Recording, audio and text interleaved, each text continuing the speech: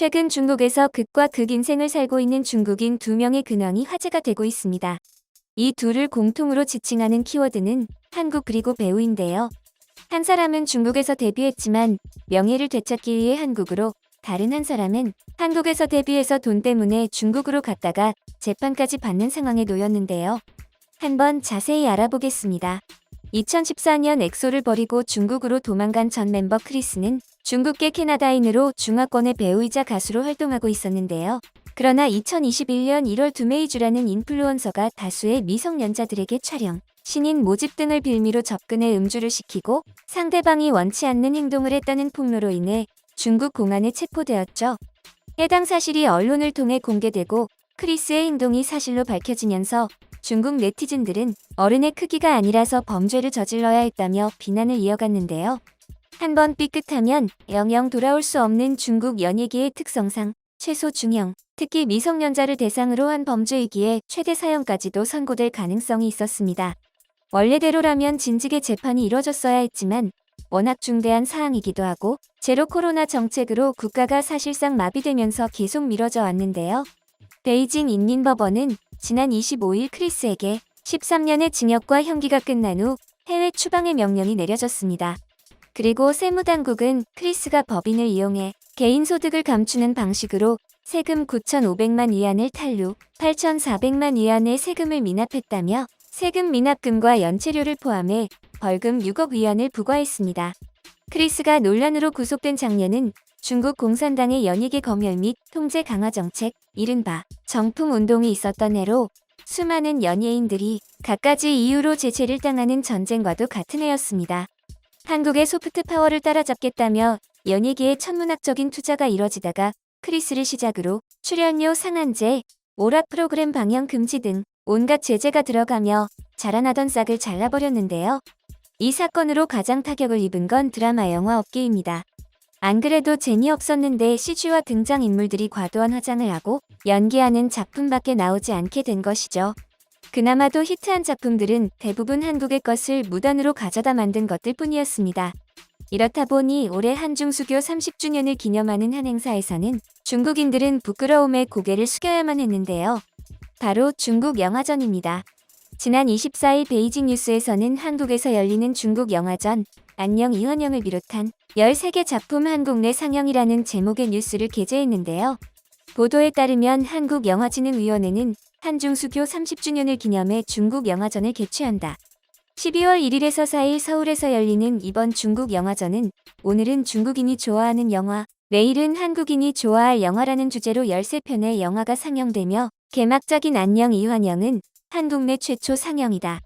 그리고 12일에서 18일은 베이징 한국문화원, 9일에서 25일에는 상하이 한국문화원에서 영화제가 열려 전 세계 공통 용어인 영화를 통해 양국 문화를 교류할 예정이다.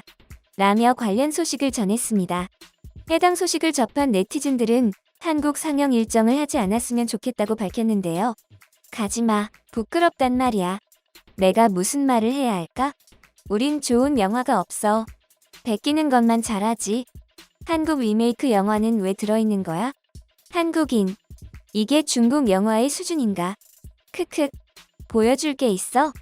전랑이랑 장진호는 왜 없지? 최고의 중국 영화인데. 보겠냐? 등의 반응을 보였는데요. 실제로 지난 5일까지 영화를 관람하러 온 이들은 거의 없다시피 했습니다. 크리스가 징역, 벌금, 추방 등의 선고를 받고 내놓을 것 없는 중국 영화가 한국에서 개봉하며 공개 망신을 당하는 와중 같은 날 11월 25일엔 중국인들의 가슴을 답답하게 하는 또 하나의 소식이 전해지는데요. 그 주인공은 탕웨이입니다. 탕웨이는 올해 헤어질 결심에서 송설의 역을 맡아 배우 박해일과 함께 미묘하고 애매모호한 사랑 연기를 펼쳤는데요.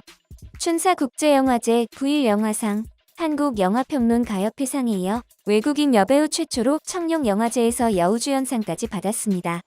청룡영화상은 전문가들의 설문조사, 심사위원의 평가 외에도 네티즌의 투표 결과까지 집계되기 때문에 아무리 좋은 평가를 받더라도 대중들의 선택 없이는 받기 힘든데요. 즉, 탕웨이는 한국으로 와서 연기력으로 인정받은 것은 물론 대중들의 마음까지 사로잡은 것이죠. 이날 탕웨이가 청룡영화제에서 밝힌 수상 소감은 지금도 중국 온라인상에서 뜨거운 반응을 보이고 있는데요. 무대에 오른 그녀는 트로피를 받고서 한국말로 "이거 정말 좋아요" 라고 말하곤 헤어질 결심에 대본을 꺼내며 정석영 작가를 비롯해 제작진에게 일일이 감사를 표했습니다. 이어서 배우라는 직업을 가진 사람은 평생 하나의 좋은 시나리오, 좋은 캐릭터를 기다리며 산다. 어떤 때는 몇 달, 몇 년, 심지어는 수십 년을 기다리기도 한다며 "저는 송설애라는 사람을 만난 것이 정말 행운이라고 생각한다. 너무 감사드린다고 소감을 밝혔습니다. 영화 새끼에서 인상적인 연기를 펼치며 세계적으로 주목받는 배우가 된 탕웨이는 각종 논란에 휩싸이며 영국에서 길거리 모델이나 초상화를 그리면서 생계를 이어갔는데요. 2011년 김태용 감독의 만추에 캐스팅되어 백제예술대상, 올해의 영화상 등을 수상하면서 중국인들은 다시 탕웨이를 캐스팅하고자 열을 올렸습니다. 그렇게 2019년 후난 위성TV가 방영한 64부작 드라마 대명풍화를 통해 탕웨이가 중국 작품으로 복귀하며 많은 기대를 모았지만 극중 황후 역을 맡은 탕웨이에게 강한 대사들과 과한 동작들을 요구해 탕웨이의 매력을 살리지 못한 채 평점 6.0으로 마무리 지어야 했습니다. 김태용 감독과 결혼하고 한국에서 다음 작품을 기다려도 괜찮았겠지만 그래도 자신이 나고 자란 중국이기에 한 번 더 믿어보자고 출연을 결심했을 텐데 보듬어주기는커녕 채찍질을 한 것이죠. 당시 중국 네티즌들은 탕웨이 연기 너무 어색하다. 대사도 너무 과하고 말 그대로 나무 같아. 새끼가 그녀에게 적합한 이유이기도 하지. 배역을 이해하는 게 너무 느렸어. 대명풍화는 이런 작품이 아닐 텐데 여주인공이 저래버리면 망하는 게 당연하지. 등의 반응을 보였는데요. 이후 잠잠하다가 탕웨이가 헤어질 결심에 출연했고 올 4월 제75회 칸 영화제 경쟁 부문에 초청되어 감독상을 받았을 때도 중국 언론에서는 탕웨이는 한국에서 인류 스타가 될 수 없다며 극중에서 비중 있는 역할도 아닐 뿐더러 그녀는 단지 아름다움의 상징일 뿐 독립적인 성격이 부족하다는 악의적인 기사를 보도한 것은 물론이고 중국 네티즌들도 "한국에서 역병 가지고 중국에 오지 마라. 탕웨이는 이제 빵즈가 되는 거야?" 같은 악플들이 가득했습니다. 그러나 그녀가 올해 설혜역으로 유권왕에 달성하자 중국 왕이 뉴스에서는 중국에서 막혀있던 탕웨이, 오히려 한국에서 아무도 따라올 수 없는 성공을 이루고 있다 라는 보도를 내며 탕웨이가 한국에서 수상한 소식을 보도하기 시작했는데요. 왕이 뉴스에서는 그녀가 한국에서 성공하기까지 겪었던 험난한 과거들을 나열하며 탕웨이가 김태용 감독과 결혼했다는 소식을 들었을 땐 분수에 안 맞게 시집갔다며 슬퍼했지만 지금 그녀의 업적을 보면 탕웨이는 그럴 자격이 있다고 탄식할 수밖에 없다 라며 관련 소식을 전했습니다.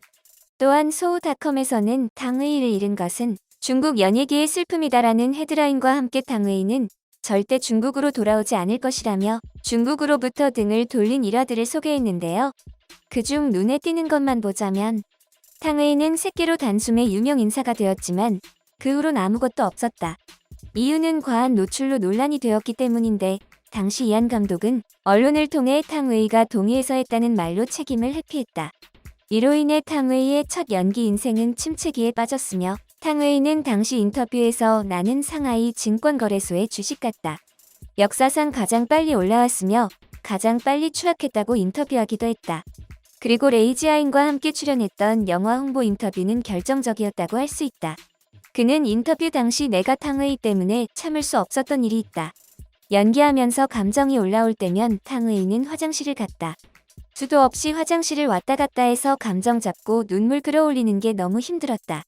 고 인터뷰하자 탕웨이는 수치심을 참아보고자 했지만 결국 울음을 터뜨렸다. 나중에 네티즌들이 조사한 결과 탕웨이는 당시 출산 후 얼마 되지 않아 소변을 참기 힘든 시기였는데 이를 이해하지 못한 동료 배우가 무례하게 말했으며 인터뷰의 진행자 역시 폭소를 터뜨리는 모습을 본 중국 네티즌들은 "존중은 볼 수도 없고 우는 건 연기 잘한다고 하고 산후 요실금은 알아야 될 거 아냐. 잦은 화장실 자주 가는 거랑 엮으면 어떡해?" 라며 분노가 담긴 댓글이 줄을 이었다. 그리고 탕웨이는 한국에서 헤어질 결심을 통해 다시 한번 자신의 가치를 증명했다 라고 전했습니다. 해당 뉴스를 접한 누리꾼들은 중국에서 퇴출당한 게 오히려 한국에서 발전하는 계기가 되었다. 중국을 버려라. 중국은 받아들일 수 없다. 그 와중에 중국어로 수상소감을 하다니 중국에 오면 안 돼요. 등 이젠 미안해서라도 탕웨이를 돌아오게 할 수 없다는 반응을 보였습니다. 탕웨이는 시상식에서 헤어질 결심에 OST인 안개를 듣고 눈물을 훔쳤습니다. 아마도 힘들었던 감정과 그것을 딛고 올라온 지금의 감정이 교차하기 때문일 것입니다. 앞으로 한국에서 선보이게 될 작품들을 기대합니다.